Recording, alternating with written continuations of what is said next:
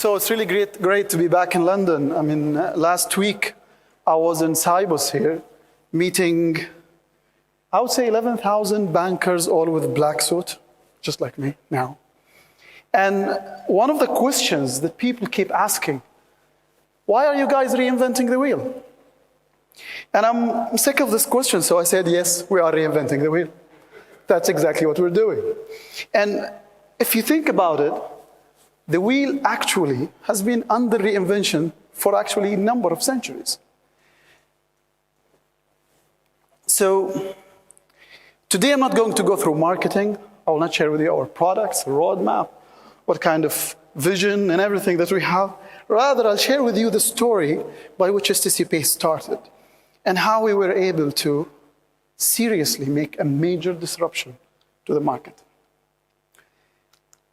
Yes, we're part of a very rich family. STC is the largest telecom in Middle East and Africa, with a revenue of around $14 billion, I remember, an operating income of around $3 billion. Usually is, for the last, I think, 10 years or 15 years, STC has been always #1 brand in Saudi, has been always #1 or 2 brand in Middle East and Africa, competing with Emirates Airlines and the like. And STC is one of these incumbent telecom companies who has been doing amazing job, starting from being government 20 years ago, privatization 20 years back, and then doing many transformation. And I'll share with you a bit of the transformation that they did. But before that, let me give you a bit of background of some of the major changes happened in Saudi 4 years ago. So 4 years ago, the government has launched a massive program called Vision 2030. Very ambitious, aggressive program. And this program is not just paper. It's not just a vision. It has very aggressive KPIs that the government is looking at on quarterly basis. Probably we couldn't have seen the government agencies working in a better harmony towards clear goals. One of these goals in the financial industry was financial inclusion and cashless society. But that doesn't mean that this is a goal on one single organization. There are a bunch of organizations who have to work to achieve these targets, and one of them was the private sector. Now, putting yourself into this, putting this background where the STC as the largest telecom, the country is under transformation, STC has decided to build its own growth plan. And as you can imagine, in most of the telecom industry, they're always growing while they're still establishing and focusing on their core business.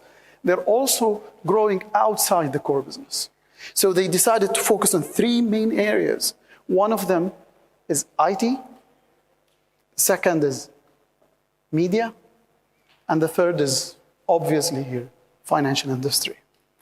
And we represent the financial arm for STC Group as STCPay. Now, when we started this journey 2.5 years ago, the first step, putting all of these things together, we didn't really have a better time. The regulator decided to make history. SAMA, Saudi Arabia Monetary Agency, which is one of the largest regulators from multiple angles, is opening its doors. And we know at that time that it's important to be fast. It's important to be the first mover. It's important to co-op. Probably for the first time, private sector in Saudi Arabia has to co-op with government, where government is pushing for innovation, pushing people to create new ideas, making sure at the same time that everything is under the right regulations and compliance. So we started, and there was so many questions. One of the questions that when we started working in STCPay was, shall we partner or shall we build something from the ground up? That was one of the fundamental questions that we had in the beginning. And I'm not talking about building our network. We're talking here about building our backend systems, technologies, user experiences, and all of that, or relying on some available solutions off the shelf? And I will not answer this question now. I'll let you understand the answer probably a few slides later. But the thing that we decided to do in the beginning is to focus on one thing, which is customers. And we believe that when we had the discussion with the regulator, we told them, listen, forget about all of that.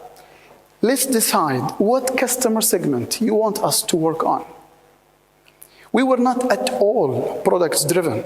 We were totally customers driven. And accordingly, we decided to say, based on the discussion we had with the regulator, based on the fact that they have issues and gaps in specific areas, such as low-income people, such as financial inclusion and cashless, they told us, fine, where can you help us in that area? And based on that, we started looking at how we can help customers. It's all about the customers, not about the products. And that's why when Mohit was mentioning, is it the infrastructure versus customers? Well, I always say it's always customers. It doesn't matter what back end you have in the back end. It doesn't matter how long it takes you to optimize your back end. What matters is, do you own the customer? Do you have the best experience that you provide to your customers or not? And no matter what suppliers you have, in every single industry, if you don't own the customer experience and you make sure that the customer gets the best experience ever, and customers want value, they don't want anything else. If you just say, we are in the remittance industry, and let's see how the best way to do a remittance, I would say that's wrong. We're here to serve low-income people. We're here to serve high net worth value people. And then we start thinking of products. When customers drive the whole roadmap, you will see that our products flourish. We never thought when we started, and actually today is a very special day, it's our birth date. We started STCPay exactly 2 years ago. We launched STCPay 2nd of October 2018. And we never thought that we will start payroll services 6 months later. We never thought that we will start money disbursement services 6 months later. We never thought that actually remittance will be live 6 or 5 months later from launch. When we started STCPay, there was no remittance. It was purely payment in specific areas. Now we've been serving hundreds of thousands of transactions, transferring billions of riyals abroad. And is it digital? It's actually born digital. Customers are looking for digital. And again, the goal is not to go digital. The goal is to serve your customers. And what we've seen, that starting from digital, not having anything to lose. I don't have offices to lose. I don't have anything to lose.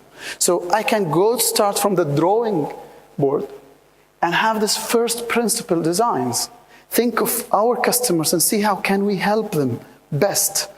And based on that, our products are released almost on bi-weekly basis. We release new offers almost in hours, not in days. We release new features in weeks, not in months.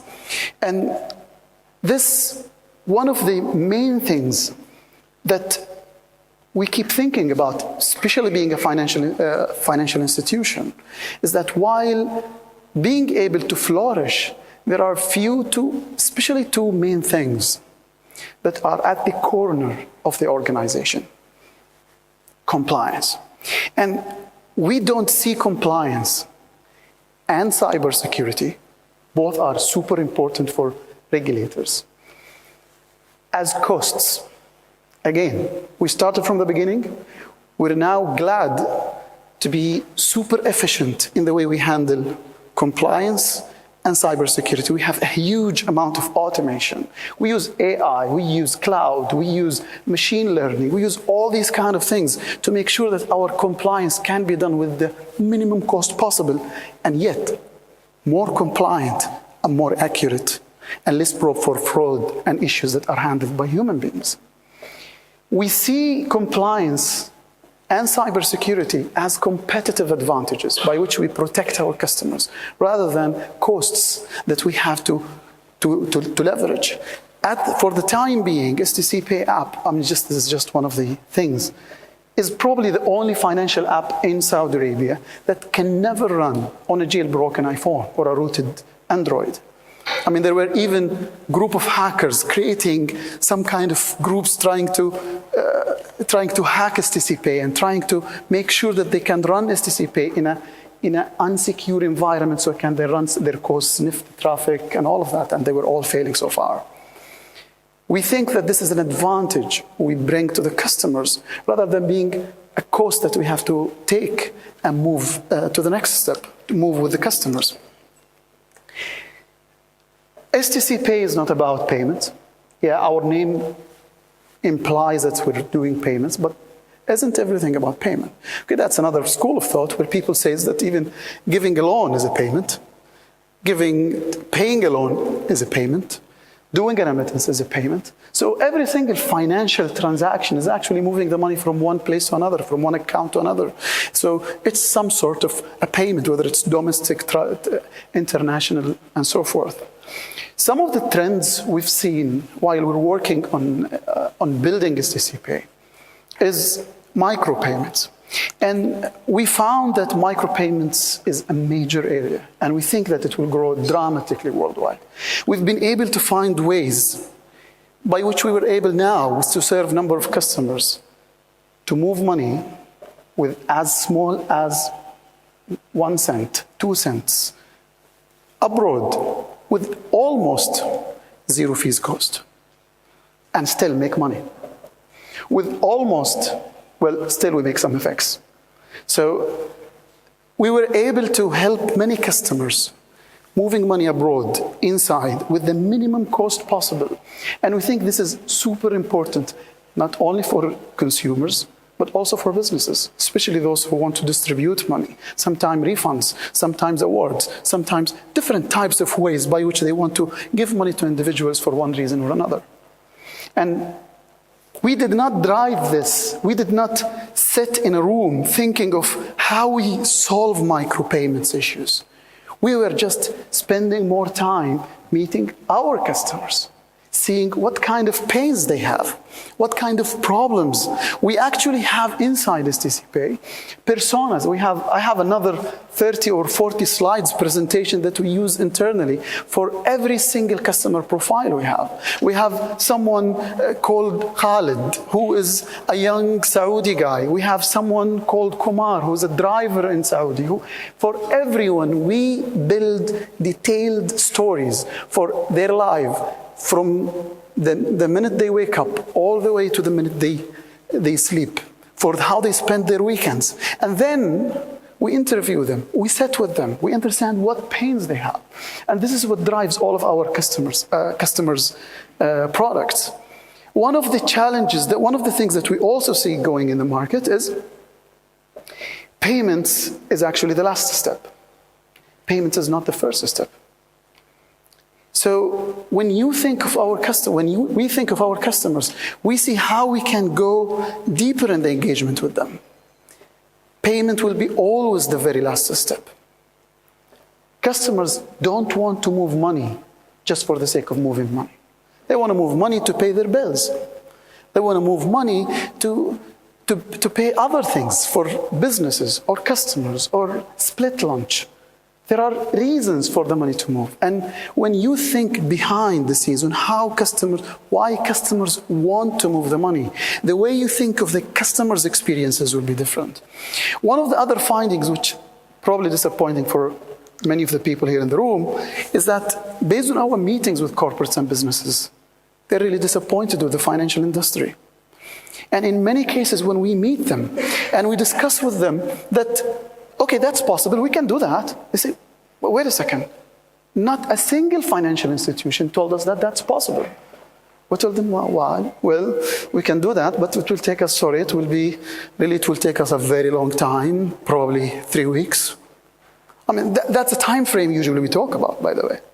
When we decide to do something, and when my CTO apologized to me, he usually apologized telling me, Saleh, sorry, it will take us 6 hours. I'm really sorry for that. That's usually the time frame we look at.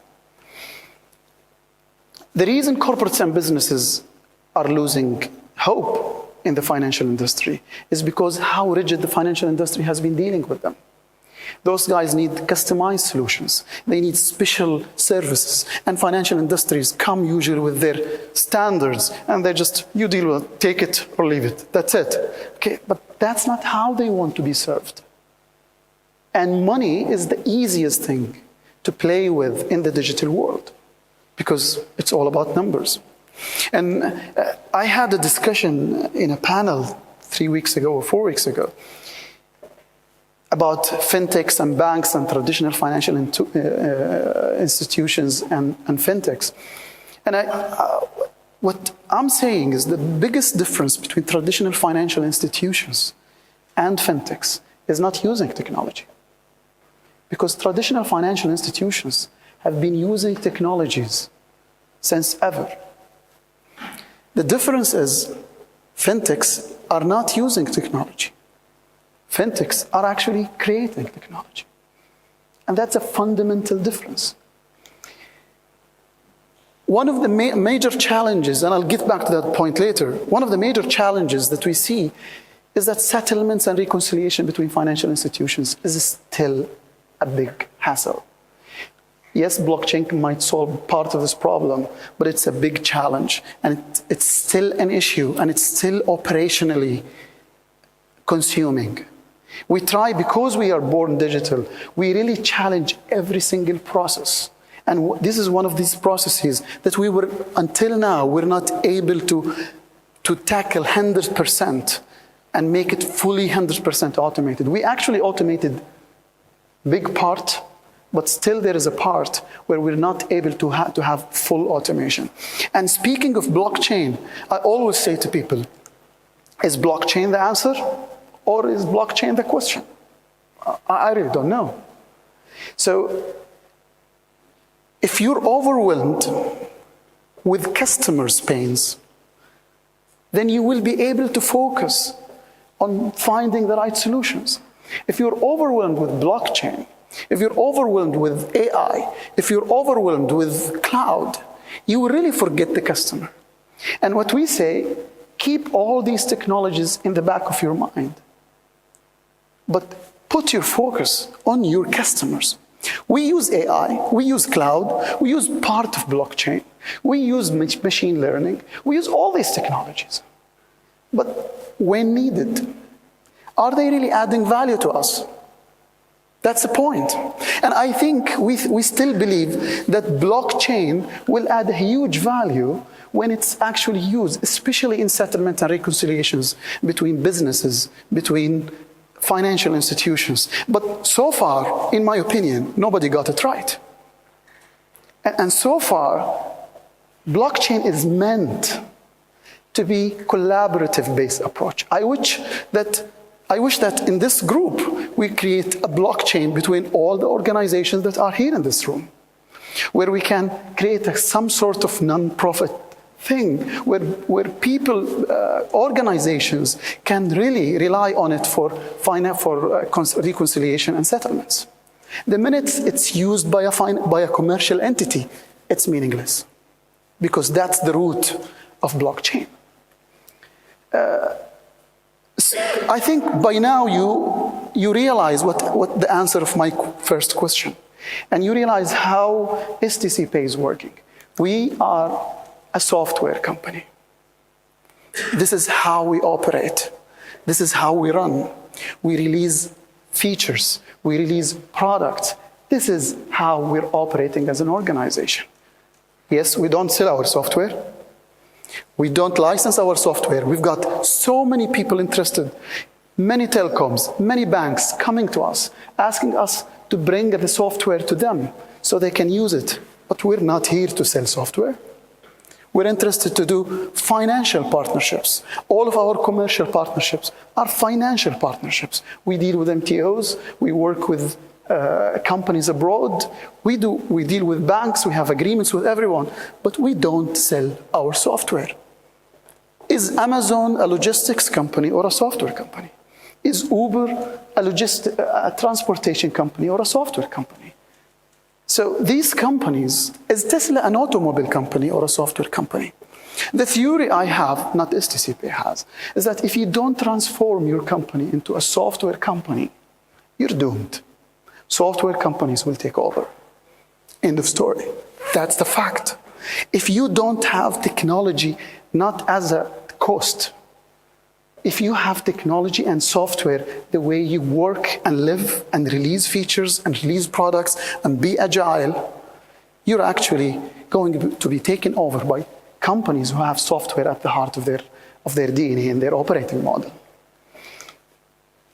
One of the easiest things that businesses people usually, coming from a tech, the fintech part, I'm more of the tech side than the fin part. When we started building our software, we didn't build our own ERP, for sure. There are a number of software that we still acquired, but we were so careful about making sure that our architecture is super simple. Yeah, it's a bit technical, but it's very important. And in many cases, what I noticed when I meet financial institute bankers, I see that the easiest thing to solve a problem is to say, we found that system provided by this organization, and this system can do that and that. Adding a new system to the organization is just adding complexity. And making our architecture simple is 1 million times harder than making it complicated. And when you have a bank that has 200 systems, and sometimes their CTO brags about the fact that they have 3,000 systems and 3,000 applications, before we talk about settlements and reconciliations with external parties, I think these organizations need to do settlements and reconciliations between their own systems internally. And you will never reach any kind of one single version of the truth. It's just impossible. And it's a headache to operate them, headache to secure them. You have tons of issues with very complicated systems. Making your systems simple is the key word, but you can't do that if you're not a software company at heart. And the biggest advantage that we get out of having a very simple architecture, which is super hard to achieve. We've been investing super heavily in the technology and the software, and we have more software engineers than salespeople. The main advantage that we get out of a very simple, secure, solid architecture is not just operation, it's actually agility. This is the biggest competitive advantage that we have in the market. The fact that we can release new services in no time. The fact that our technology team brings new services faster than everybody else in the market. The fact that our marketing team are able to imagine things and then make it happen. The fact that our business team now believe that no boundaries. So they can just imagine, they know that the last thing they need to worry about is software. While in traditional organization, the biggest issue is to go to the IT department and ask them for a new feature. So we're able to release and move and change our direction. We have remittance services, payment services, bill payment, money distribution, payroll services, and the list goes on. And when I meet people, they tell me, Saleh, where are you going? I tell them, guys, if you're shocked, then you need to be ready because we didn't start yet. And with our laser focus on our customers, our products continue to flourish, and we find many untapped opportunities that many organizations are simply ignoring because they're becoming so much product-centric rather than being customer-centric. So we do not disrupt the market. But why the market got disrupted? The market got disrupted because the financial industry has been under a huge regulation and protection for decades. And for the first time, regulators all over the world are opening. But that's not the reason. The reason is the industry is actually losing focus on the main root of its existence, serving its customers. When a newcomer like STCPay coming and going to the drawing board, focusing on its customers. Rather than, I have banned my employees from sending a single WhatsApp message in our group about competition. I told them, that's not allowed. Give me an issue that the customer has. I have no problem. Give me a problem that the customer is facing. Give me a complaint. Tell me that customers are not using this service because of that. I listen to all of that. I don't care about competition. I care about our customers. We have a team who are working to monitor our competition. We get all the market intelligence. We don't ignore that. But we don't spend all of our energy looking at how our competitors are operating and what are they doing. We're just focusing on our customers. And when you do that, those guys will be simply disrupted because they're not focusing on what you're focusing on. We have employees, but employees are growing with us. They don't see themselves as employees. They see themselves as partners. Any low-end job usually is just contractors. But all of our employees are core employees, are important employees, are decision makers. Yes, we just started 1 year, but we're now coming to another country outside of Saudi Arabia. We've already crossed 1 million customers. We've already moved billions of riyals outside from remittance perspective. We've already been running hundreds of thousands of transactions.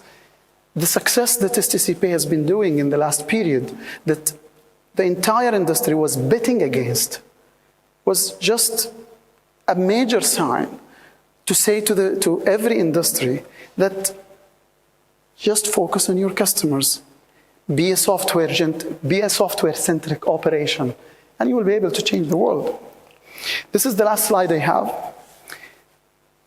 As STCPay, we deeply rely on partners. We're winning even awards for the best fintech partnership. I don't know, it's today or tomorrow probably, in Middle East and Africa. So we're relying on partnerships in multiple areas. We don't believe on exclusivity, but we're relying heavily on partners and committed partners, locally and domestic and internationally. With this, I'm done.